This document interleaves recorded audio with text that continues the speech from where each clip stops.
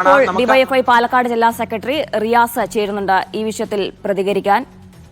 റിയാസ്, കഴിഞ്ഞ ദിവസം ഉണ്ടായ പ്രതിഷേധം എന്ന് പറയുന്നത് ഈ ഹെഡ്ഗേവാറിന്റെ പേര് കെട്ടിടത്തിന് നൽകുന്നതിനെതിരെയായിരുന്നു. പക്ഷേ നിലപാടിൽ മാറ്റമില്ല എന്ന് ബി.ജെ.പി നേതാക്കൾ പറയുമ്പോഴും അനുമതി വാങ്ങിയിട്ടില്ല പേര് ഇടുന്നതിന് എന്നാണ് RSS പറയുന്നത്. താങ്കളുടെ ആദ്യ പ്രതികരണം എങ്ങനെയാണ്?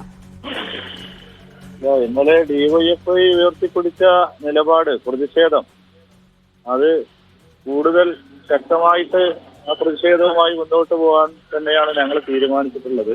പക്ഷേ നിലവിൽ ഈ സാഹചര്യത്തിൽ തീർച്ചയായും RSSനകത്ത് ഉൾപ്പെടെ വ്യത്യസ്ത നിലപാടുകളുണ്ട് എന്നത് പുറത്തു വന്നുകൊണ്ടിരിക്കുന്ന വാർത്ത ഞാനിപ്പോൾ നിങ്ങൾ പറയുമ്പോഴാണ് അതിന്റെ വിശദാംശങ്ങളെ കുറിച്ച് അറിഞ്ഞിട്ടില്ല.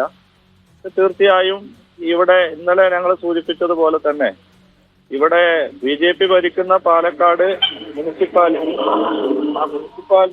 കൗൺസിലിൽ പോലും അംഗീകാരം വാങ്ങിക്കാതെ, അവിടെ പോലും അവതരിപ്പിക്കാതെ ഇത്തരത്തിൽ ഏകപക്ഷീയമായി BJPക്കകത്തെ ഏതാനും ചില വ്യക്തികളുടെ വ്യക്തി താല്പര്യത്തിന്റെ മാത്രം അടിസ്ഥാനത്തിലാണ് ഒരു സ്വകാര്യ വ്യക്തി ഭാവിയിൽ ടൗൺഷിപ്പ് ഉൾപ്പെടെ വരുന്ന സാഹചര്യത്തിൽ പാർക്കിംഗ് ആവശ്യത്തിന് വേണ്ടി വിട്ടു നൽകിയ സ്ഥലം മുനിസിപ്പാലിറ്റിയിൽ, അതും കോൺഗ്രസ് പ്രതിനിധീകരിക്കുന്ന ഒരു വാർഡിനകത്ത്, അവിടെ ഇത്തരത്തിൽ ഗവാർ എന്ന് പറയുന്ന RSS സ്ഥാപകനായ ഒരാളുടെ പേരിൽ, RSS സ്ഥാപകൻ എന്നതിൽ കവിഞ്ഞ് രാജ്യത്തിന്റെ ചരിത്രത്തിലോ മറ്റോ ഒരു പ്രസക്തിയുമില്ലാത്ത ഒരാളുടെ പേരിൽ ഒരു നൈപുണി വികസന കേന്ദ്രം ഭിന്നശേഷി വിഭാഗത്തിന് വേണ്ടി ആരംഭിക്കാൻ വേണ്ടി അവർ തീരുമാനിച്ചത്.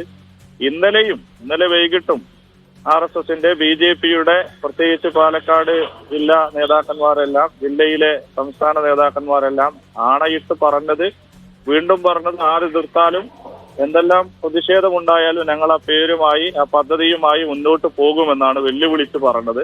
ഇപ്പൊ അവർക്ക് തന്നെ അവിടെ ആ നിലപാടിൽ ഉറച്ചു നിൽക്കാൻ പറ്റാത്ത സാഹചര്യമാണ് ഉള്ളത്. ഒരു തീരുമാനം എടുക്കുമ്പോൾ, അതും ഇത്തരത്തിൽ ഒരു തീരുമാനം കൈക്കൊള്ളുമ്പോൾ സ്വന്തം പാർട്ടിക്കകത്തും പരിവാർ സംഘടനക്കകത്തും RSSനകത്തും പോലും അവർക്ക് യോജിച്ചൊരു തീരുമാനത്തിൽ എത്താൻ കഴിയാത്ത സാഹചര്യത്തിൽ പാലക്കാടിനോ കേരളത്തിനോ ഈ നാടിനോ ആവശ്യമില്ലാത്ത, ഈ രാജ്യത്തിന്റെ ചരിത്രത്തിലോ ദേശീയ സ്വാതന്ത്ര്യ സമര ചരിത്രത്തിലോ ഒന്നും ഒരു പ്രസക്തിയുമില്ലാത്ത ഒരു RSS സ്ഥാപകൻ എന്നതിൽ കവിഞ്ഞ് ഒരു തികച്ചും വർഗീയവാദിയായ ഒരു ഫാസിസ്റ്റിന്റെ പേര് ഒരു നിലക്കും നിലവിലെ പക്ഷേ കഴിഞ്ഞ ദിവസം BJP നിലപാട് അങ്ങനെ ആവർത്തിക്കുമ്പോഴും പക്ഷേ ഇന്നും അത്തരത്തിലൊരു RSSന്റെ ഭാഗത്ത് നിന്ന് എതിർപ്പ് ഉണ്ടെങ്കിൽ പോലും അത് പരിഹരിച്ച് മുന്നോട്ട് പോകാൻ തന്നെയായിരിക്കും BJPയുടെ തീരുമാനം എന്നാണ് മനസ്സിലാക്കുന്നത്. അല്ലെങ്കിൽ ഒരുപക്ഷെ അവർക്കിത് വലിയൊരു നാണക്കേടിലേക്ക് കാര്യങ്ങൾ നയിക്കാനുള്ള സാധ്യത കൂടിയുണ്ട്. അങ്ങനെയാണെങ്കിൽ DYFയുടെ നിലപാട് എന്തായിരിക്കും? പൊതുവിൽ വലിയ നാണക്കേടിലേക്ക് തന്നെയാണല്ലോ. ഇന്നലെ അവിടെ അവരുടെ ഉദ്ഘാടന പരിപാടി പൂർണ്ണമായും DYFI ഇടപെട്ട് അവിടെ തടസ്സപ്പെടുത്തിയതാണ്. ഉദ്ഘാടന പരിപാടിക്കായിട്ട് അവര് കൊണ്ടുവന്ന ഫലകം ഉൾപ്പെടെ അവിടെ DYFIയുടെ പ്രതിഷേധത്തിൽ തകർത്തതാണ്. അതിലുപരിയായി ഈ RSS എന്ന അല്ലെങ്കിൽ BJP എന്ന ഒരു സംവിധാനത്തിന് പുറത്തുനിന്ന്, അതിനകത്ത് നിന്ന് തന്നെ ഇത്തരത്തിലൊരു പേര് വെക്കേണ്ടതുണ്ടോ? ഇപ്പോ BJPക്കകത്ത് ദേശീയ സ്വാതന്ത്ര്യ സമരത്തിനകത്ത് പങ്കെടുത്തവരെ ഒന്നും BJPയിൽ നിന്ന് കണ്ടുപിടിക്കാൻ കഴിയില്ല. കാരണം അതിനകത്ത് BJP ഇല്ല. RSS ദേശീയ സ്വാതന്ത്ര്യ സമരത്തിനകത്തില്ല.